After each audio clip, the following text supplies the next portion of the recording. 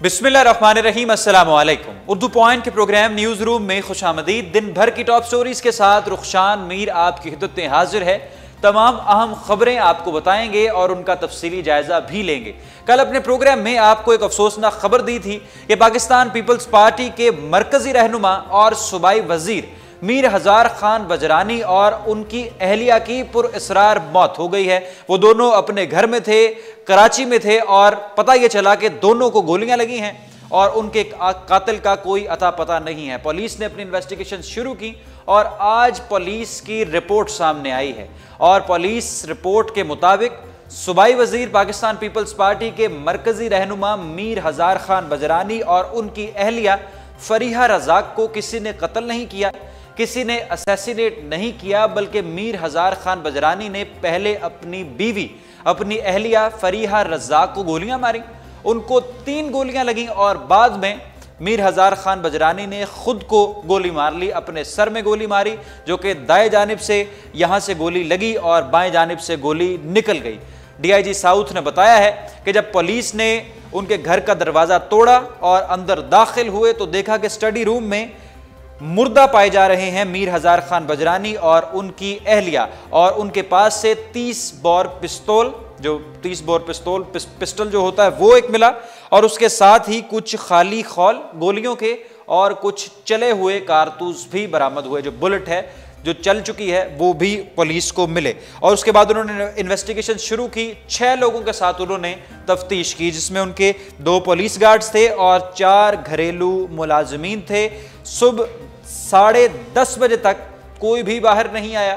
اور جب پولیس اندر گئی تو انہوں نے اس کا پھر انویسٹیگیشن کر کے پتہ چلایا، اور پھر یہ بات پتہ چلی کہ دونوں کے درمیان، میاں بیوی کے درمیان کچھ ذاتی تنازعات چل رہے تھے، جن کی بنا پر یہ لڑائی ہوئی ہے۔ یہ انتہائی افسوسناک واقعہ تھا، جس پر اظہار افسوس کیا، اظہار تشویش کیا پاکستان سے تعلق رکھنے والے تقریباً تمام سیاستدانوں نے۔ وزیر اعلیٰ پنجاب شہباز شریف صاحب، وہاں سے آصفہ بھٹو زرداری، بلاول بھٹو زرداری، پاکستان پیپلز پارٹی، پاکستان مسلم لیگ نواز، اور آج پاکستان تحریک انصاف کے چیئرمین عمران خان نے بھی ٹویٹ کیا ہے اور اظہار افسوس کیا ہے۔ کل تک اس کو اسیسینیشن سمجھا جا رہا تھا کہ شاید کسی نے میر ہزار خان بجارانی کے گھر میں گھس کر ان کو قتل کیا ہے اور جائے وقوع سے فرار ہو گیا ہے، مگر اس میں کوئی صداقت نہیں۔ انہوں نے پہلے اپنی اہلیہ کو مارا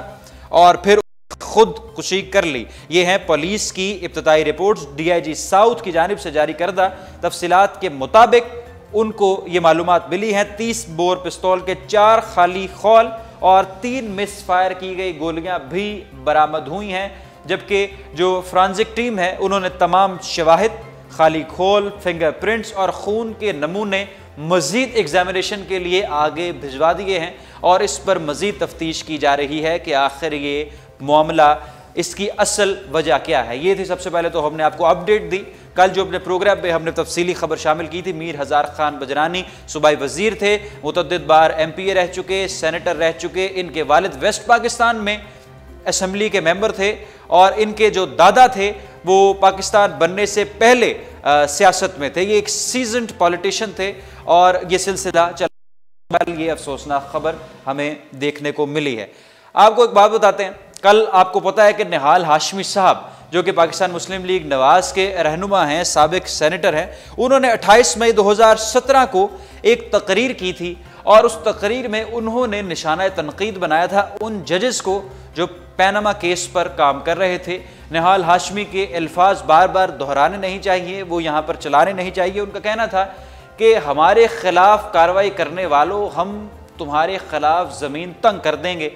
ہم تمہارا جینا دشوار کر دیں گے، ایسا کہنا تھا نہال ہاشمی کا۔ موبائل سے وہ ویڈیو بنا، سوشل میڈیا پر وائرل ہوا، پھر ٹیلی ویژن چینلز نے اس کو سنایا، عدالت نے اس کا نوٹس لیا، اور اس کے بعد پھر کل عدالت نے، کل سپریم کورٹ نے کنٹیمپٹ آف کورٹ میں، توہین عدالت میں،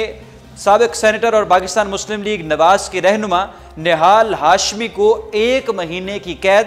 50,000 روپے جرمانہ عائد کر دیا ہے، اور 5 سال کی نہال ہاشمی پر پابندی لگائی ہے کہ وہ 5 سال تک کوئی پبلک آفس ہولڈ نہیں کر سکتے، وہ 5 سال تک الیکشن نہیں لڑ سکتے، وہ پاکستان میں 5 سال تک عملی سیاست میں پاکستان میں حصہ نہیں لے سکتے. 1 مہینہ انہیں جیل میں رکھا جائے گا اور کل عدالت سے انہیں گرفتار کیا گیا. پہلے پولیس سیکریٹریٹ لے کر جایا گیا اور اس کے بعد انہیں اڈیالہ جیل منتقل کر دیا گیا. اڈیالہ جیل منتقلی پر مسلم لیگ نواز کے رہنماؤں نے اظہار برہمی کی. مریم نواز شریف صاحبہ نے اپنے ٹویٹر پر اپنی پروفائل فوٹو کی جگہ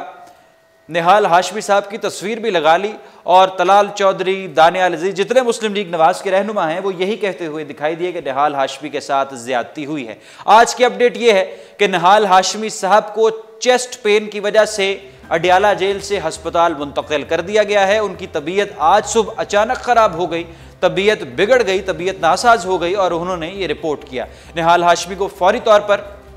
آج اڈیالہ جیل سے ہسپتال پہنچا دیا گیا ہے اور اب وہ اڈیالہ جیل نہیں اور ہسپتال میں انڈر ٹریٹمنٹ ہیں. ان کے لیے پاکستان مسلم لیگ نواز کے جو رہنما ہیں وہ سوشل میڈیا پر اظہار ہمدردی کر رہے ہیں اور جس طرح سے ان کا ایک روایتی انداز ہے، جیسے ابھی کچھ ہی دیر قبل پاکستان کے سابق وزیر اعظم اور پاکستان مسلم لیگ نواز کے صدر میاں محمد نواز شریف صاحب کراچی میں عدلیہ کو نشانہ تنقید بنا رہے تھے اور آج کے نواز شریف صاحب کے یہ الفاظ ہیں. آج وہ کہہ رہے تھے نواز شریف صاحب کراچی میں کہ عدالتیں ٹھیک طریقے سے فیصلے نہیں کر رہی، عدالتیں زیادتی کرتی ہیں، مارشل لاز کے خلاف بولتے نہیں ہیں، ہمارے خلاف گھیرا تنگ کیا جاتا ہے. اور آج ہی نیب عدالت کے باہر کیپٹن ریٹائرڈ صفدر جو کہ مریم نواز شریف صاحب کے شوہر ہیں اور نواز شریف صاحب کے داماد ہیں، انہوں نے یہ کہا ہے کہ یہ کیسے از خود نوٹس ہیں جو ٹینڈے اور دال کی بڑھتی ہوئی قیمتوں پر لیے جاتے ہیں مگر نہ مارشل لاز پر لیے جاتے ہیں، نہ پاکستان پیپلز پارٹی کے سابق لیڈر اور پاکستان کے سابق وزیر اعظم ذوالفقار علی بھٹو کی پھانسی پر نہیں لیے جاتے. یہ عدالتیں ایسے فیصلے کیوں سنا رہی ہیں؟ آج نواز شریف صاحب نے بھی عدالتوں کو نشانہ تنقید بنایا، کیپٹن ریٹائرڈ صفدر نے بھی بنایا اور جو دیگر رہنما ہیں ایم پی ایز ہیں وہ تو بناتے ہی رہتے ہیں. اور نہال ہاشمی کے کیس کو لے کر بھی ٹویٹر پر اس وقت پاکستان مسلم لیگ نواز اور اپنے پریس کانفرنسز میں عدالت کے فیصلے کی نفی میں ہی جاتے ہوئے دکھائی دے رہے ہیں. جو فیصلہ سنایا تھا اس کا جو ججز کے ریمارکس تھے، جسٹس آصف سعید کھوسا نے جو کہ بڑے فاضل جج ہیں اور بڑے محترم شخصیت ہے، انہوں نے جب یہ فیصلہ سنایا تو جو ریمارکس انہوں نے دیے وہ میرے پاس لکھے ہوئے ہیں، وہ میں نکالے ہیں، وہ ذرا سنیے. اگر اس عدالت کے جج کے دل کے ضعیف یا کمزور ہونا آپ سمجھتے ہیں، نہال ہاشمی صاحب کو مخاطب کرتے ہوئے ان کے یہ الفاظ تھے، اگر اس عدالت کے جج دل کے ضعیف یا کمزور ہیں اور اگر انہیں زبانی تضحیک یا کھلے عام دھمکیوں سے خوف زدہ کیا جا سکتا ہے تو پھر مدعا علیہ نہال ہاشمی نے یقیناً درست کوشش کی ہے. تاہم یہ ظاہر ہوتا ہے کہ یعنی نہال یا جن کی اس نے تقلید کرنا چاہی یا جن کو خوش کرنے کی کوشش کی وہ انسان شناسی میں انتہائی کمزور ہیں. جسٹس آصف سعید کھوسا نے مسلم لیگ کے سینیٹر نہال ہاشمی کو توہین عدالت کا مرتکب قرار دیتے ہوئے جو آغاز کیا اپنے فیصلے کا تو یہ مذکورہ الفاظ انہوں نے استعمال کیے جو میں نے ابھی آپ کو سنائے ہیں اور اس کے بعد جو ریاکشن تھا مسلم لیگ نواز کا وہ میں نے آپ کو ابھی بتا دیا ہے. آج army chief general Qamar Javed Bajwa کی ریاض میں ملاقات ہوئی ہے سعودی ولی عہد وزیر دفاع اور وزارتی کونسل کے نائب صدر شہزادہ محمد بن سلمان بن عبدالعزیز سے. اور اس ملاقات میں جو سعودیہ کا خبر رساں ادارہ ہے اس کے مطابق اس ملاقات میں دونوں ممالک کی فوجوں کے درمیان باہمی تعلقات اور جو سربراہ ہیں سعودی بری افواج کے سربراہ فہد بن ترک عزیز ان سے بھی ملاقات ہوئی ہے اور دونوں ممالک کے درمیان سعودیہ اور پاکستان کے درمیان فوجی مشقیں اور فوجی باہمی تعاون پر تبادلہ خیال کیا گیا ہے. آج کی اس میٹنگ کا یہ کرکس تھا. یہ تھی ناظرین آج کی اہم خبریں جو ہم نے اپنے پروگرام نیوز روم میں شامل کی اور جاتے جاتے آپ کو بتائیں گے کہ افغانستان کے سابق صدر حامد کرزئی نے پاکستان کے خلاف ہرزہ سرائی کی ہے اور یہ کہا ہے کہ پاکستان اور امریکہ وہ ملک ہیں جو افغانستان کے حالات خراب کر رہے ہیں اور پاکستان ہی وہ ملک